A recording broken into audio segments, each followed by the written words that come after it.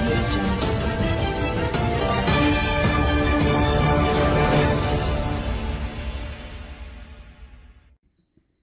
KBR news కి స్వాగతం. ముమ్మిడివరం నగర పంచాయతీ పరిధిలోని చింతలమెరక గ్రామంలో ఉత్కంఠ చోటు చేసుకుంది. గ్రామానికి చెందిన ఉపాధ్యాయులు మట్టపత్తి రాంబాబు నివాస గృహంలో త్రాచుపాము హల్చల్ చేయడంతో కుటుంబ సభ్యులు భయాందోళనకు గురయ్యారు.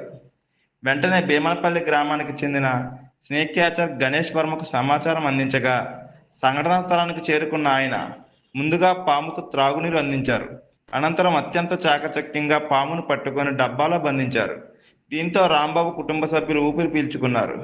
ఈ సందర్భంగా గణేష్ వర్మ మాట్లాడుతూ వేసవి కాలంలో ఎండ వేడిని తట్టుకోలేక పాములు చల్లదనం త్రాగునీటి కోసం ఇళ్లలోకి వచ్చే అవకాశం ఉందని తెలిపారు. పాములు కనిపించిన వెంటనే వాటిని చంపకుండా తనకు లేదా అటవీ శాఖ అధికారులకు సమాచారం ఇవ్వాలని సూచించారు.